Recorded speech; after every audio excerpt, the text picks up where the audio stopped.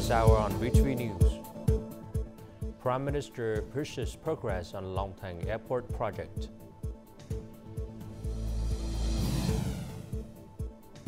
And accelerating public investment disbursement. Later on in our war news, U.S. President signs order aimed at dismantling Department of Education.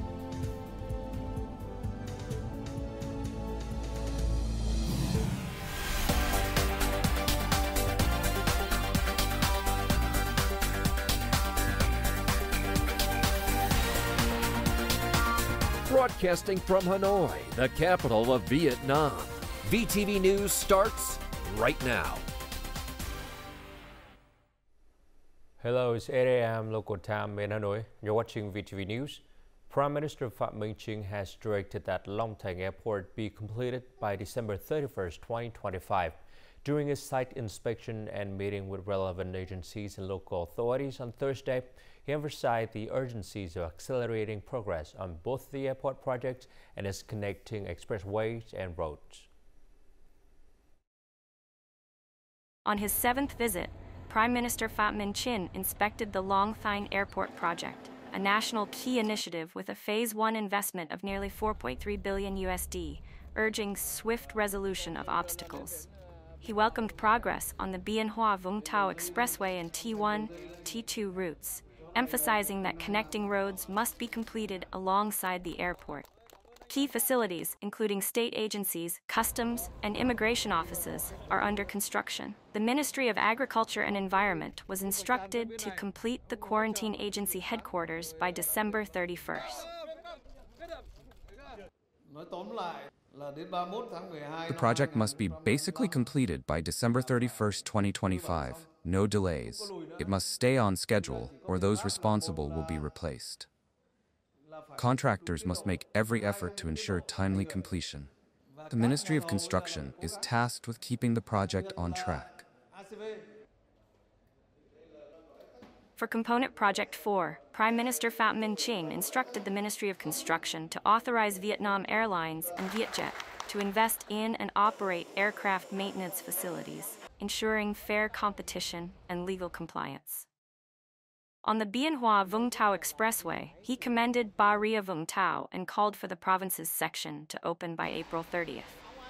For the sections in Dong Nai, he directed the Ministry of Construction and local authorities to resolve material supply issues, complete groundwork by June 30th, and finish the entire project by December 31st. On Friday, receiving French Minister of Transport Philippe Tabarot, Prime Minister Phie emphasized that the Vietnam-France relationship has many special ties, has gone through many ups and downs, breakthroughs, and is currently developing very well.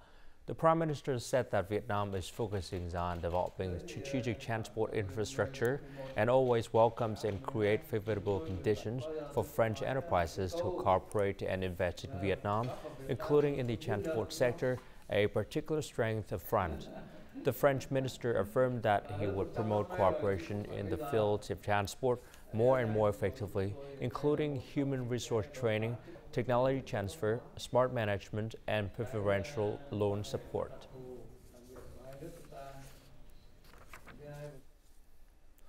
Prime Minister Phie proposed that the Russian Republic of Tatarstan expand cooperation in Vietnam, including building a Kazmat automobile manufacturing plant in the country during his meeting with R.N. Milikhanov, head of the Republic in Hanoi on March 21st. He also reaffirmed Vietnam's commitment to fostering comprehensive strategic partnership with Russia, highlighting positive growth in various fields, including high-level exchanges and economy, trade, investment, culture, tourism, and education cooperation. Milikhanov shared Tatarstan's strength and interest in cooperating with Vietnam in fields such as artificial intelligence, information technology, automobile manufacturing, chemicals and petrochemicals, civil aviation and helicopters, food processing, textiles, furniture production, and education. Ministries and agencies need to be more proactive in public investment preparation and approval processes. This was the directive of Deputy Prime Minister Mai Văn-Chính during a working session on March 21st in Hanoi, where he inspected and urged the disbursement of public investment fund at 9 ministries and central agencies. As of the end of February, the disbursement rate had only reached over 2.3% of the assigned plan, falling below the national average. For the 4 ministries and agencies that have not yet fully allocated their fund, he requested a detailed report on the causes and proposed solution for the Ministry of Finance to compile and submit to the Prime Minister for consideration and decision-making. As the first quarter of the year nears end, public investment disbursement remains sluggish in many ministries and localities, falling below the national average. With the government targeting an economic growth rate of over 8%, urgent action is needed to remove bottlenecks hindering the disbursement process. This investment serves as a dual engine, driving both immediate economic expansions and the country's long-term development trajectory. For nearly a month, persistent rainfall has impacted construction on the Tuyên Quang-Hà Giang Expressway, bringing most work to a standstill. To offset delays, efforts have been concentrated with extended working hours. 7 bridges are expected to be completed by July, followed by 8 more in October, with the remaining 7 set for completion by December. The construction site for the Tuyên Quang General Hospital project is fully prepared. The project is now pushing to accelerate progress, aiming for early completion by the end of this year, ahead of schedule. We have completed pouring the upper floor while finishing work on the lower level. Electrical and water systems are also being installed. We are now handling tasks simultaneously to expedite progress. In the first 2 months of this year, just over $2.35 billion in public investment capital has been disbursed. The slowdown is attributed to the fact that only 4 ministries, central agencies, and 37 localities have managed to exceed the national average disbursement rate. Since the beginning of the year, we have implemented a 3-shift, 4-team construction schedule. This allows us to proactively adjust in response to unfavorable factors, ensuring steady project progress. Following the directive of Party General Secretary To Lam, the government has instructed ministries, sectors, and localities to reduce procedural timelines for construction projects by 30%. These efforts aim to accelerate project implementation and ensure the country's 8% growth target for 2025. With the private sector contributing 51% of GDP, its vital role in economic growth is undeniable. In alignment with central government policies, provinces and cities across the Mekong Delta have remained committed to fostering private sector development. By mobilizing all available resources and working collaboratively, they aim to enhance the efficiencies and sustainability of this key economic driver. With a capacity of 40 megawatts, this is a large-scale private onshore wind power project in Bac Lieu province. Thanks to streamlining investment procedures, the enterprise has swiftly completed construction and brought the project into efficient operation. In 2024, we plan to generate over 85 million kilowatt hours, contributing about $548,000 to the state budget. Continuously innovating technology and boldly expanding production, this enterprise emphasized that the government's investment in transport infrastructure and a favorable business environment are key drivers of private sector growth. Our production and export activities operate efficiently and smoothly. Challenges and concerns faced by the enterprise are always heard and resolved promptly. The government's focus on developing transport infrastructure is creating new opportunities and, along with practical policies, has significantly boosted private sector growth. The Mekong Delta is home to over 71,000 enterprises, with the majority belonging to the private sector. Beyond its significant economic contributions, the private sector also plays a crucial role in providing employment for millions of workers. Resolution 57 of the Politburo reflects Vietnam's strong commitment to achieve advanced capability in science, technology, innovations, and digital transformation. To realize this goal, in addition to institutional reforms, many localities are investing in the development of modern infrastructure to attract high-quality talent. Bach Mai Hospital's second facility in Hanam Province is nearing completion. To secure a steady source of high-quality medical professionals, the hospital plans to upgrade Bach Mai Medical College into Bach Mai University of Medicine and Pharmacy. This new university, located within the Nam Khao University Zone, is expected to attract between 5,000 and 7,000 students. It would be beneficial for us to have a medical school close to the hospital. We can combine training and residency programs for students who might later become part of our staff. I really hope more advanced, well-equipped facilities are built so that we can receive on-the-job training. I also hope more housing assistance is available. Sun Group has invested more than 38 million USDs in the Nam Khao University Zone's infrastructure, including internal roads and connecting routes to Phie City, key industrial zones, and Ring Road No. 5. Additionally, a social housing project with over 12,000 units has recently been launched. We genuinely want to develop a social housing fund that provide convenient and affordable housing units for those concerned.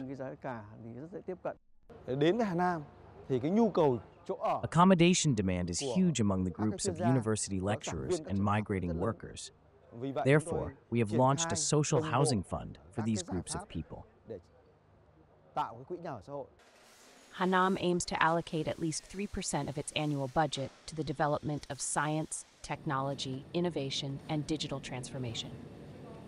The province targets to achieve advanced levels of scientific and technological capacity in several key sectors by 2030.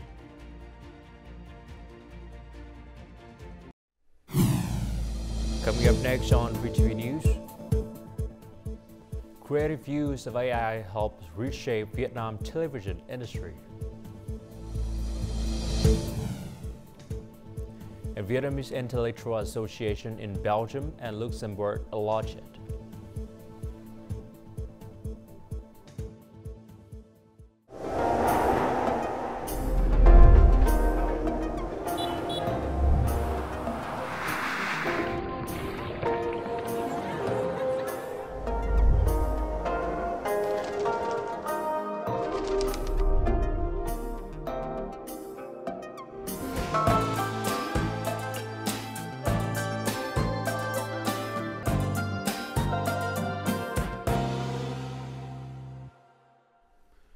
In northern Vietnam, light fog on the morning of March 21st caused an increase in fine dust concentration across multiple provinces and cities.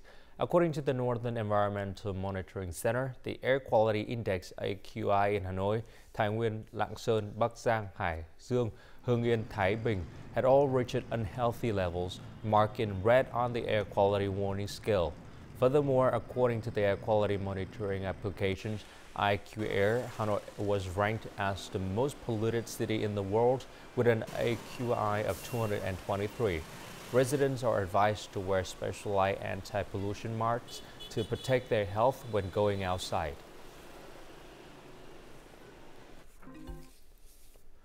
The groundbreaking ceremony of Hon La International Port Project was held on Friday in Quang Trec District, Quang Binh Province.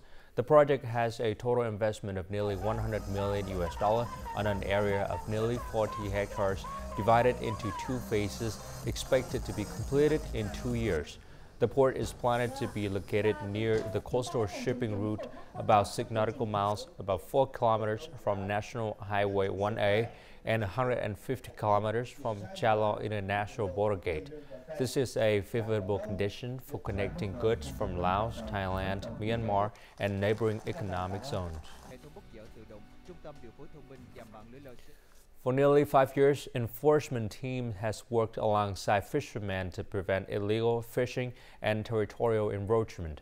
Working in coordination with other forces, they aim to stop violations in foreign waters. Join us aboard a Coast Guard ship in Vietnam's southwestern seas as we witness these officer dedications and challenges in action. I'm illiterate, so the officers have to explain the regulations to me. I never fish in foreign waters. I'm afraid of going to jail and not being able to provide for my family. I only fish within Vietnam's waters. These words come from a fisherman with nearly 15 years at sea, reflecting the Coast Guard's persistent efforts in education and support. The command post oversees a fleet of Coast Guard, fisheries surveillance, and militia ships.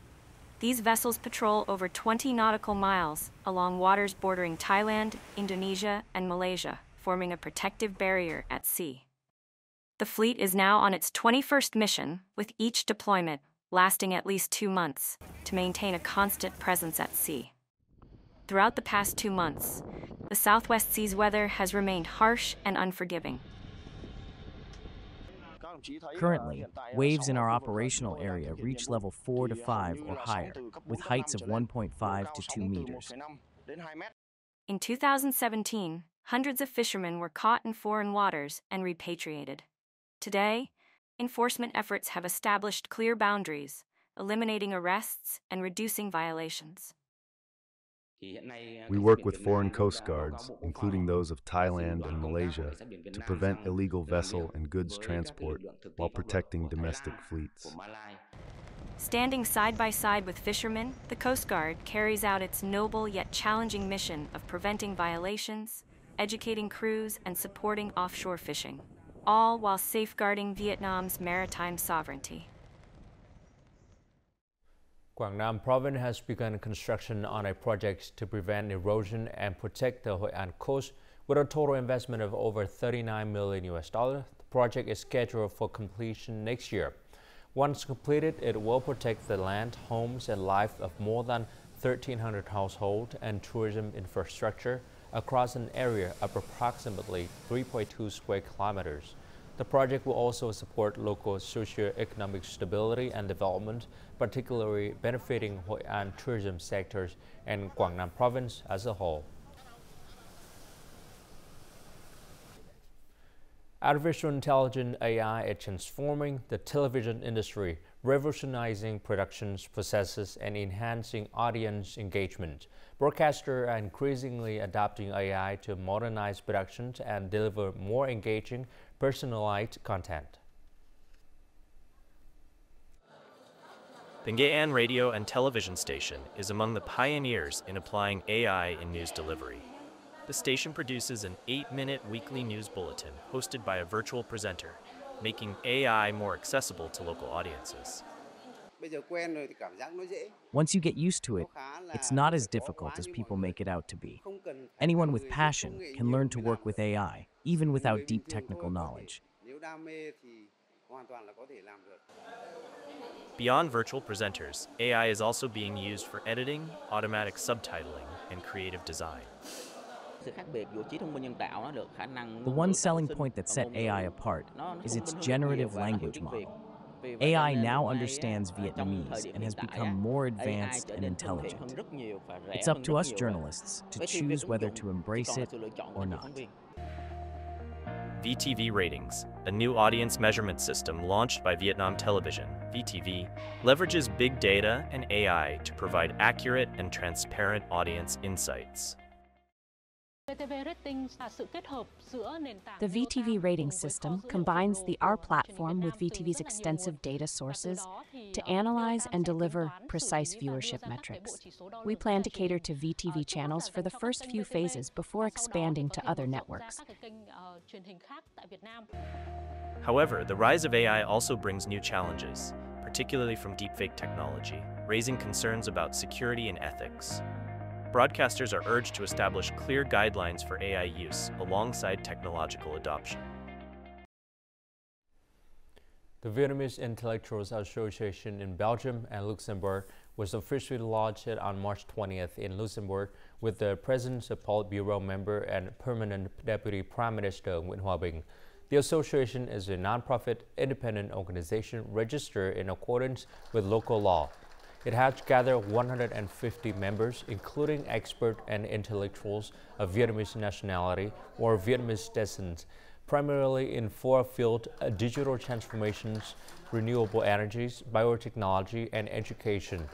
The association aims to support like-minded members in contributing to the development of Vietnam, Belgium, Luxembourg, and Europe, particularly in the area of science and economics. After a decade, the renowned Kyoto-based rock band VTVgo is set to return to Vietnam for two highly anticipated performances in Hanoi and Ho Chi Minh City. Blending the thunderous beats of taiko drums, the raw melodies of the three-string guitar, and powerful vocals, these live concerts promise an electrifying and unique musical experience.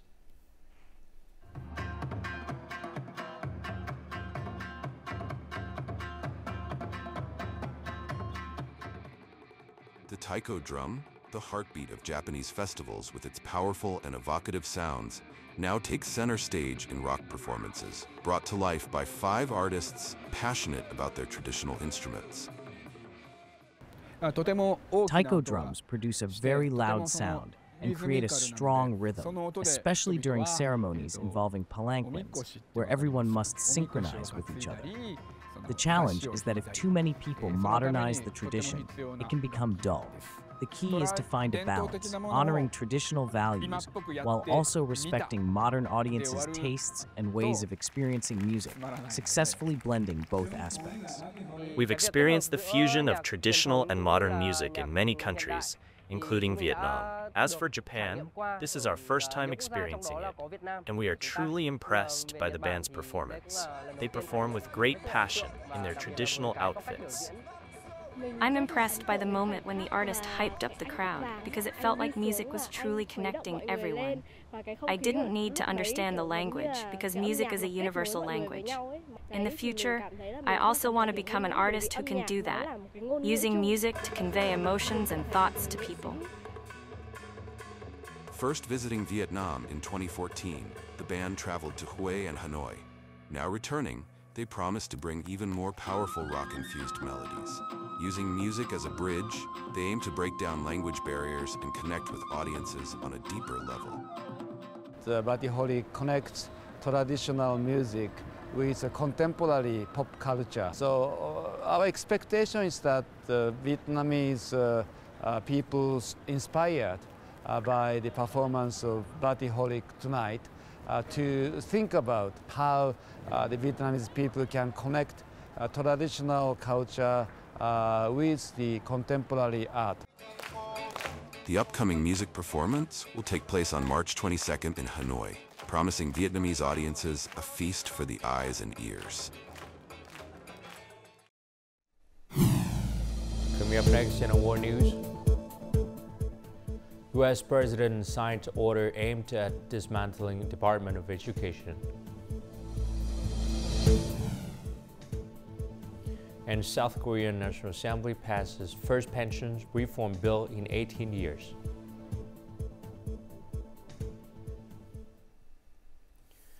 U.S. President Donald Trump on Thursday, March 20th, signed an executive order intended to essentially dismantle the Federal Department of Education, fulfilling a long-standing campaign promise. The order is the latest step by the U.S. President Donald Trump to rapidly slash spending at the site of the federal workforce. The signing followed the department's announcement last week the U.S. Department of Education would lay off nearly half of its staff, in step with President Trump's sweeping efforts to reduce the size of a federal government he considers to be bloated and inefficient. The order would leave school policy almost entirely in the hands of states and local boards. After 45 years, the United States spends more money on education by far than any other country, and spends likewise by far more money per pupil than any country, and it's not even close. For now, the executive order aims to streamline the department down to basic functions, such as administering student loans. Educators and advocates argue that dismantling the department would disproportionately harm low-income students, particularly minorities, and lead to further educational inequities. For many of my students, there's already a feeling that nobody cares about me, that I'm responsible for myself, like nobody gives a beep about me. And I think that this very much would affirm that for them. I think that it also would cause them to say, well, why is it that I am not important enough just because I happen to be brown, just because I happen to be a minority, just because I happen to be low income? Why should I have less than because of choices that other people made? Founded in 1979, the U.S. Department of Education oversees some 100,000 public and 34,000 private schools in the United States. Although more than 85% of public school funding comes from state and local governments, it provides federal grants for needy schools and programs, including money to pay teachers of children with special needs, fund arts programs, and replace outdated infrastructure. The South Korean National Assembly approved a landmark reform of the nation pension system on Thursday in the biggest overhaul of the public pension fund in about 20 years. Under the revised system, the pension contribution rate will be raised from the current 9% to 13%. The contribution rate will increase by 0.5 percentage point annually over 8 years, starting next year. In addition, the depletion date of the fund is expected to be delayed by another 9 years from its previous projections of 2056. Established in 1988, South Korea National Pension Service was originally designed to guarantee a certain amount of income after retirement. Japan National Police Agency (NPA) is alerting the public to an increase in fraudulent phone calls. A total of 1,039 cases of special fraud involving people posing as police officers were confirmed between January and February this year, with damages amounting to roughly $71.4 million. Under this scam, perpetrators spoof the phone numbers of actual police stations and prefectural police headquarters and falsely tell victims they are under investigation and get them to transfer money in the name of financial checks, among other things. According to the NPA, software and apps that can change the user's number displayed to those they call are spreading overseas. U.S. tech giant OpenAI has faced a series of complaints that its ChatGPT gives false information which can damage people's reputations. The Austria-based privacy campaign group NOIP on Thursday claimed that ChatGPT has falsely accused Norwegian users Avi Hisma Holmend of child abuse or even murder. The chatbot presented him as a convicted criminal who murdered 2 of his children and attempted to murder his 3rd son. The fake story also included real elements of his personal life. NOIP has filed a complaint against ChatGPT with the Norwegian Data Protection Authorities. NOIP already filed a similar complaint in 2024, claiming the AI tool has invented wrong answer that OpenAI cannot correct. And now, as usual, let's continue with the weather forecast.